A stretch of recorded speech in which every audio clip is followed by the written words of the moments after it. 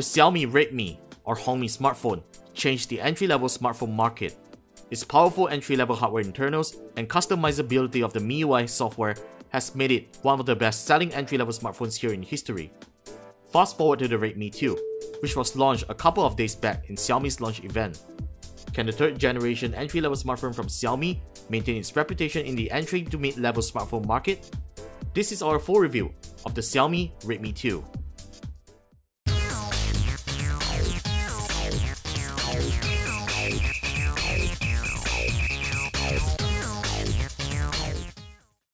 The Redmi 1S was a rather terrible entry-level smartphone despite packing some decent mid-range hardware.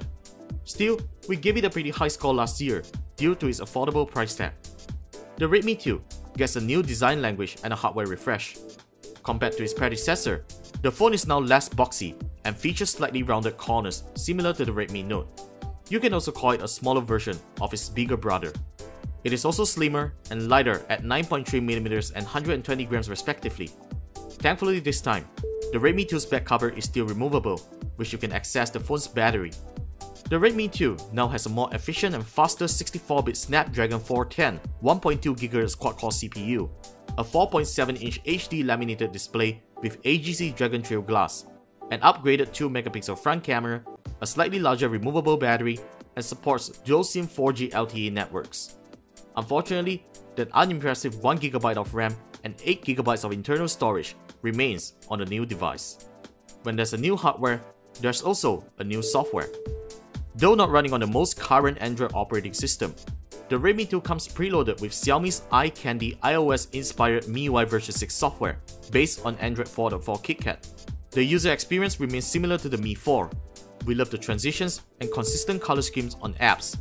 However, when it runs on the Redmi 2's hardware, the user experience can get annoying with slowdowns, app crashes, and even failing to launch apps at times.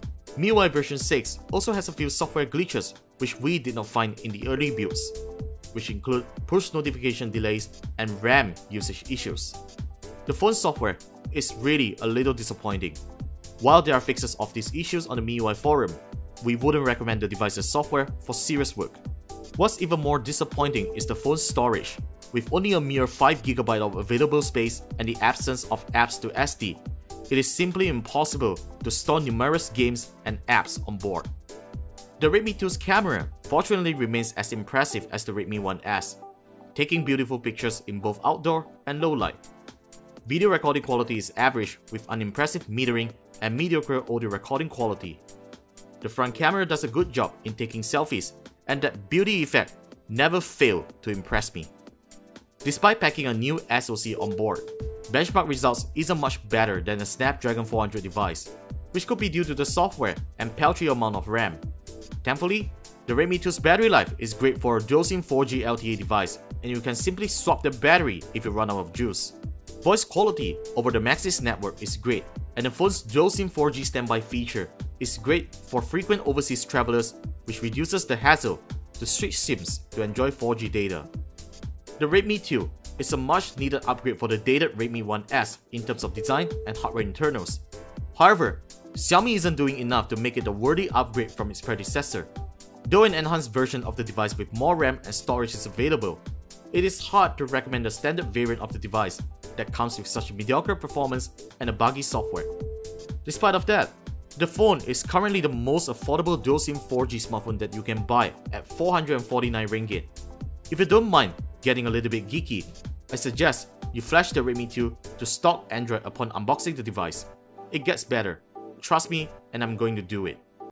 The Redmi 2 gets a score of 7.6 out of 10. This isn't quite the end. We still have lots to cover on the Redmi 2, including comparisons and our experience on flashing AOSP to the phone. So stay tuned and subscribe to our YouTube channel. Follow us on social media and visit KLGadgetGuy.com to read more stories. My name is Warren, and I hope to see you someday in downtown Kuala Lumpur, probably in a cafe someday. Ciao.